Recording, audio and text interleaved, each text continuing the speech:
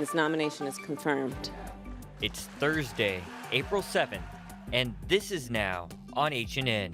Today was a historic shedding of tears of joy day. The Senate confirms the first black woman to the U.S. Supreme Court. I'm Natalie Brandt on Capitol Hill with today's vote. The cause of the release was operator error. We've learned a fired Navy captain privately raised Red Hill concerns, but had a different story publicly. We don't know nothing about the parents of my wife. Today, we introduce you to some of the hundreds of Ukrainian refugees who have made it to Mexico with hopes of coming to the United States. I'm Chris Van Cleve outside Phoenix. We're going to take you on a first drive of the new electric Hummer EV. It is the iconic gas guzzler going electric. What that means for the auto industry as a whole, coming up. These stories, plus a look at the new tenants coming to Ala Moana Center. Details coming up on This Is Now.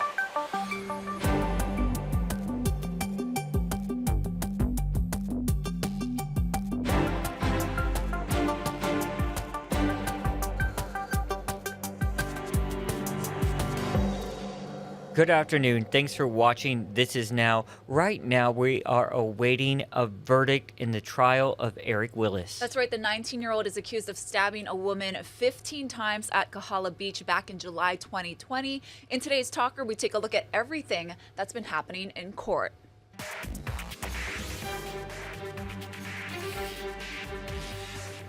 Eric Willis is charged with second-degree attempted murder. The attack was cowardly and vicious, and it was Eric Willis who stabbed and tried to kill Malia that day on the beach. In closing arguments, the prosecution relied heavily on the victim's testimony, identifying Willis as the attacker. He also relied on surveillance video showing Willis several blocks away from the attack. I tried to struggle as soon as it happened. I couldn't speak. I tried to squeal and no sounds were coming out. I was stabbed about 15 times. But prosecutors did not present any physical evidence linking Willis to the attack or having been at the exact scene of the crime. All the evidence before you points to the defendant as the one who stabbed Malia, attempting to cause her death. Willis's lawyer shot back. When you examine the evidence in this case, and more importantly, the lack of evidence, the evidence that the state has failed or neglected to present to you, there is reasonable doubt all over this case. The defense says one witness described a suspect as being a white male in his mid-30s, weighing 200 to 220 pounds. Willis, who was 18 at the time of the crime, weighs about 160 pounds. Ladies and gentlemen, look at the defendant. There is no way that you mistake him for someone between 200 and 220 pounds. The defense also pointed to the victim's testimony this week, where she said she was unable to identify Willis or anyone else as her attacker during 3 separate lineups provided by police days after the attack. I did not give a definite yes, I only gave maybes. And then there's the drug test given to her when she was admitted to the hospital, showing she had meth and Valium in her blood. She denied using those drugs.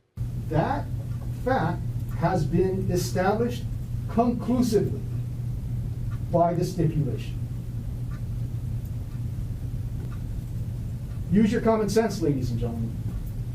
You think those drugs had an effect on Malia Kalahiki's ability to perceive and remember.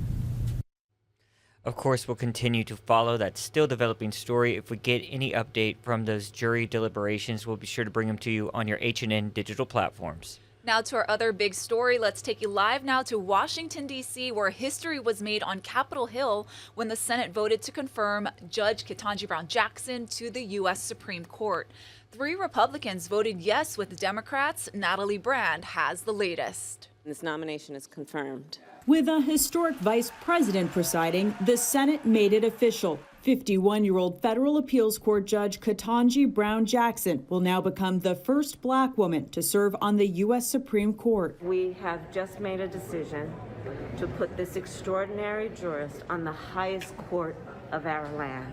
It's a good statement about who we are. So it was a wonderful day, and the galleries were packed with people who were clapping and so joyful to see this person on the court. And Justice Jackson, that has a lovely ring to it. Some Senate Republicans continued to voice opposition to her confirmation right up to the time of the historic vote. I believe she will prove to be the furthest left of any justice to have ever served on the Supreme Court. But in the end, 3 Republicans, Susan Collins, Lisa Murkowski, and Mitt Romney, sided with all 50 Democrats in a show of bipartisan support. Thursday's vote comes after Judge Jackson faced nearly 23 hours of questioning and had nearly 100 face-to-face meetings with lawmakers.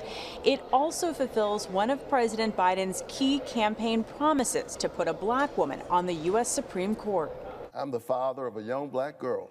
I know how much it means for Judge Jackson to have navigated the double jeopardy of racism and sexism to now stand in the glory of this moment. The Harvard Law graduate and previous federal district court judge will also become the first former public defender to serve on the high court. Judge Jackson will replace Associate Justice Stephen Breyer, her former boss when she was a law clerk in his chambers. Justice Breyer retires at the end of the Supreme Court's current term. Natalie Brand, CBS News, Capitol Hill. Meanwhile, House Speaker Nancy Pelosi has COVID-19. Her spokesperson made the announcement on Twitter today, and she is reportedly not experiencing any symptoms, and she is vaccinated and boosted. Pelosi will quarantine according to CDC guidelines, and her congressional trip to Asia during the 2-week break will be postponed. We've got new details to pass along about that Navy captain who was in charge of the Red Hill fuel tanks until he was relieved of his duties this week. In October, Captain Albert Horniak publicly spoke about what caused a fuel spill at Red Hill back on May 6th. Take a listen. Primary cause of the release was operator error. However, I'd like to note that the system operated as designed to minimize the amount of product released as well as maximize the amount of product that was captured. Even though he blamed operator error in that video, we've obtained an email in which he warns about the conditions at Red Hill. Horniak said on September 29th, contractors heard a loud noise similar to the one on May 6th, so he immediately shut down all operations. He also wrote, quote, "Based on the May 6th event as well as the most recent event, I believe there are multiple valves in the Red Hill pipeline system that are potentially leaking." But after a visual inspection of multiple pipelines, he wrote that no damage or release of product was found. On Monday, the Navy relieved him of his duties for loss of confidence in his ability. So new overnight, the Navy clarified their decision was due to, quote, lack of procedural compliance during a recent dewatering event inside of Red Hill and not due to any previous incidents. The Navy appears to be referring to an incident last Friday in which about 30 gallons of water and fuel mixture leaked at Red Hill. The U.S. Senate has unanimously voted to suspend normal trade relations with Russia and ban the importation of its oil, ratcheting up the U.S. response to its invasion of Ukraine amid reports of atrocities. The trade suspension measure paves the way for President Biden to enact higher tariffs on certain Russian imports. The bill banning Russian oil would put into law restrictions Biden has already put into place through executive action. Senate Majority Leader Chuck Schumer says no nation whose military is committing war crimes deserves free trade status within the U.S. The United Nations says 4.2 million Ukrainians have fled their homes. Most of them went to neighboring countries, but hundreds have ended up in Mexico with hopes of making it to the United States. Randy Kay has more. This woman and 2.5-year-old son are living in a tent in Tijuana, Mexico. Along with her husband, they escaped the war in Ukraine. and are hoping to enter the United States. This is your son? Yes. One child? One.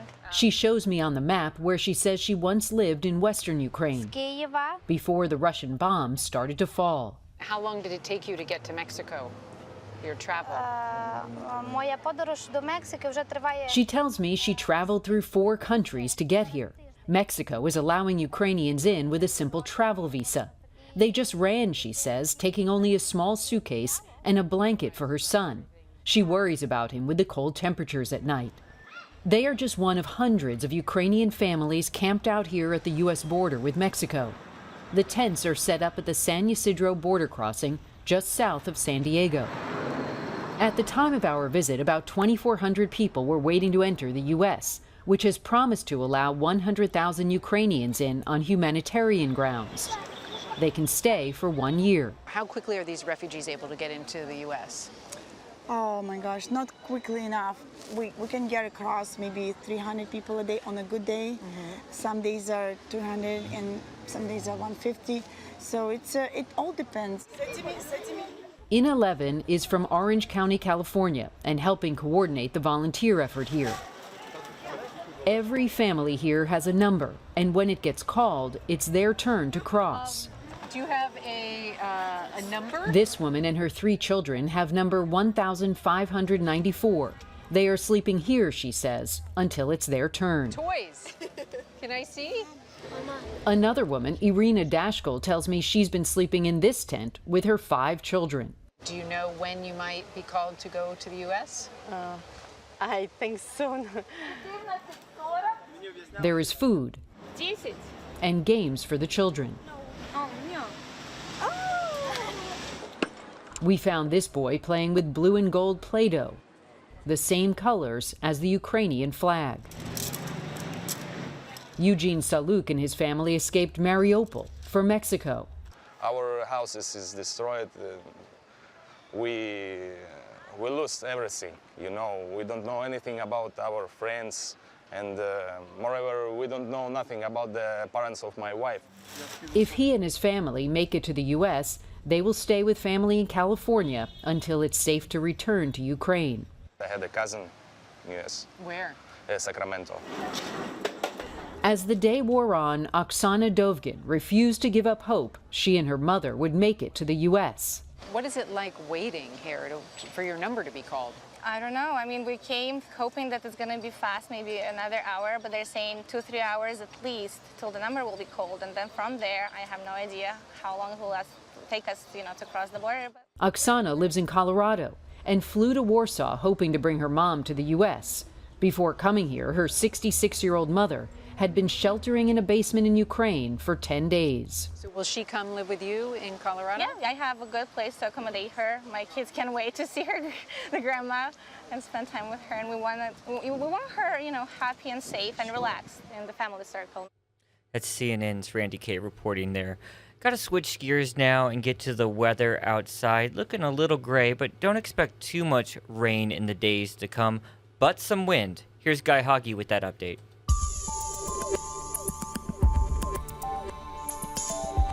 Whatever rain comes through will be moving through rather quickly, and whatever rain comes in is of the light variety. Look at the scale. So don't expect a major rain event anytime soon. However, there will be some passing showers from time to time, mostly in the overnight and early morning hours. So we're in for a long stretch of beautiful. Granted, it will be a little bit windy today and tomorrow, with the winds coming up to 15 to 30 miles an hour. That's going to be pretty bumpy, and that's why that small craft advisory is posted. Slowly, as we head into the weekend, the winds will ease up. A little bit windy on Saturday, but definitely transitioning to lighter winds. And that's why with these light winds on Sunday, we could get some afternoon clouds and some afternoon showers. The trade winds come bouncing back for a brief time on Monday, then they ease up again going into the middle of next week. So if you think you're paying too much at the grocery store now, just wait. The Department of Ag says you can expect those prices to continue to skyrocket. Prices are nearly up 9% on average for the year, and the USDA says they'll go up about 4.5% to 5% more. So restaurant prices are forecasted to rise even faster, up 6.5%. The foods most impacted will be beef and veal, which are expected to increase 7%. Hawaiian Airlines is confirming its long-awaited return to New Zealand on July 2nd with the restart of the 3 times weekly nonstop flights between Honolulu and Auckland, ending a more than 2-year-long suspension due to pandemic-related travel restrictions. Now keep in mind, those arriving in Hawaii must comply with federal travel requirements, including providing proof of COVID-19 vaccination and a negative test result obtained no more than 1 day prior to travel. Non-citizens traveling from Hawaii to New Zealand need to submit proof of vaccination and a negative test result before entering the country and take a rapid antigen test upon arrival.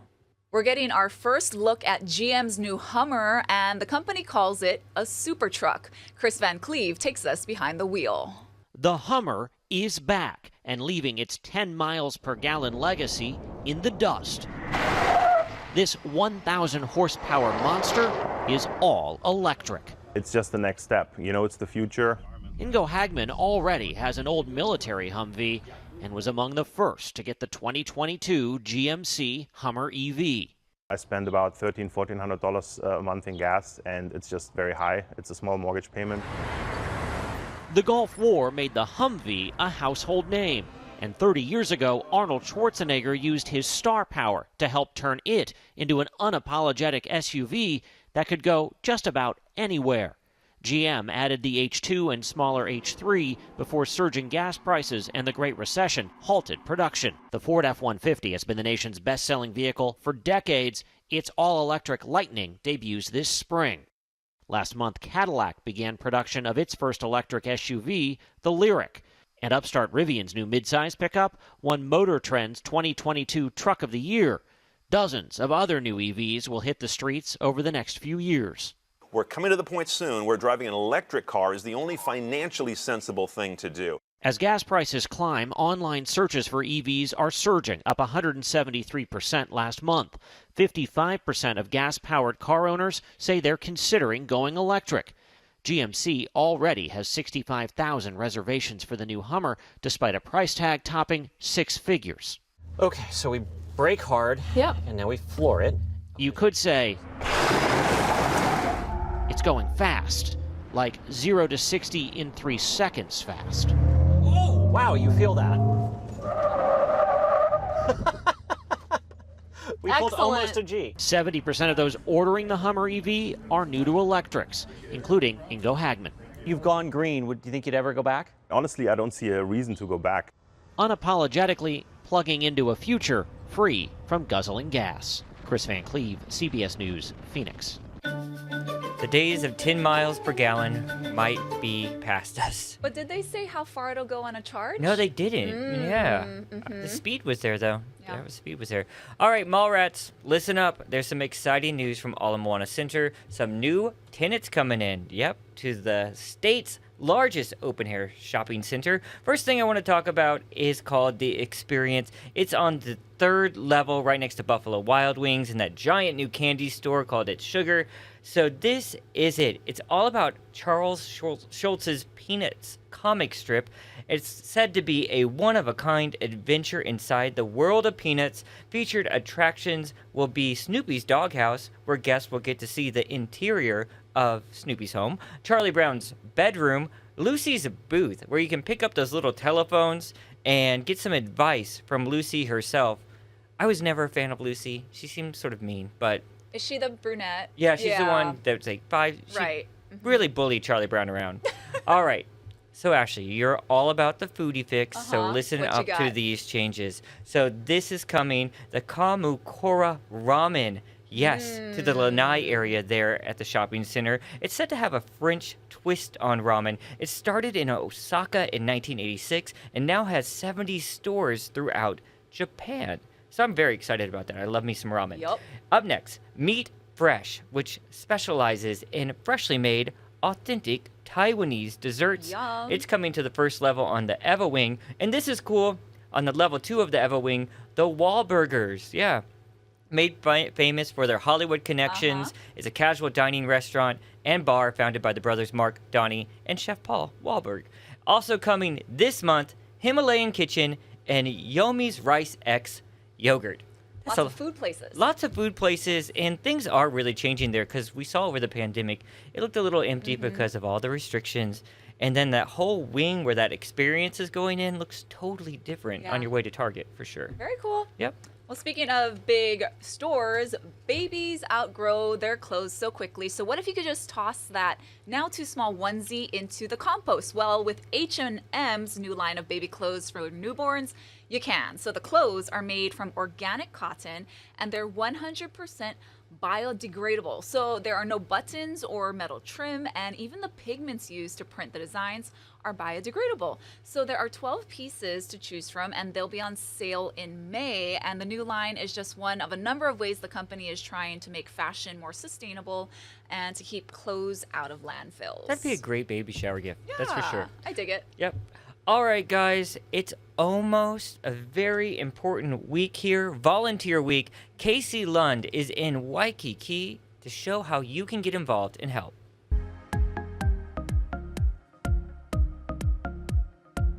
Whether it's a simple cleanup at your favorite beach or a bigger project like painting over graffiti in your neighborhood or even helping Kupuna in need, the possibilities really are endless for Volunteer Week Hawaii, and there's still plenty of time to sign up and get engaged and volunteer. Here's something you might not know. Here in Hawaii, this effort is the biggest of its kind across the country in celebration of National Volunteer Week. So it's literally anything that needs volunteers in order to operate. Keoni Kealoha is Executive Director of Kanu Hawaii, the group that organizes and facilitates this statewide effort, though he says the focus really is on all the groups, the thousands of people who participate. There's over 270 opportunities happening during Volunteer Week, April 17th to the 23rd. So there's no excuse and no reason not to come out and get involved. Well, part of this process, what we're launching during Volunteer Week this year, is we're engaging our youth through the Department of Education. So we have a partnership with the Hawaii Department of Education to do outreach to the K-12 students in public and charter schools around environmental stewardship. Earlier this morning, we talked to Shelby Carlos. She's the volunteer coordinator at the Honolulu Zoo about how important their volunteers are to daily operations. They're amazing. We love our volunteers. They're a huge part of our zoo family. They do everything from education, like Kelly here, to gardening, we have a youth program and they aid our kids' camps. Volunteer Week, April 17th through the 23rd, also coincides with a pretty exciting event that you guys are hosting at the Honolulu Zoo. Shelby, tell me about that. So we're going to have Party for the Planet. So that's also around Earth Day, right? Which is super important for everybody, but especially the zoo, right? We're all about, our mission is conservation. And of course, volunteering for the sake of volunteering is the idea here. But if you need a little motivation, Daniel Chun from Alaska Airlines has you covered. We will have incentives all throughout this month. Just what you can do is go on to the Facebook and Instagram for Kanu Hawaii. Stay tuned to that because we'll be announcing more information about that. But we're basically going to be giving away trips all throughout the month. I think we're going to do it every week or so. So lots of good opportunities to win and get involved with Volunteer Week Hawaii. Again, there's still plenty of time to get signed up or even bring in friends or coworkers to start a group project for Volunteer Week Hawaii. All you need to do to learn more is go to volunteerweekhawaii.org. Reporting in Waikiki, I'm Casey Lund. Now back to you. Thanks, Case. And today is National Beer Day. Some fun facts about beer. It's the third most popular drink worldwide, coming behind water and tea. It's also one of the world's oldest drink, possibly dating back to 9500 BC when cereal was first farmed. And on April 7th, 1933, President Franklin Roosevelt took the first steps towards an end of prohibition. Wow. That is a lot of beer facts. Thank you. You guys, that's going to do it for This Is Now. You know what tomorrow is? Aloha Friday. We'll be here. And Ashley's going to be back at 1st at 4 on KHNL today. So you don't want to miss that as well. Have a good one.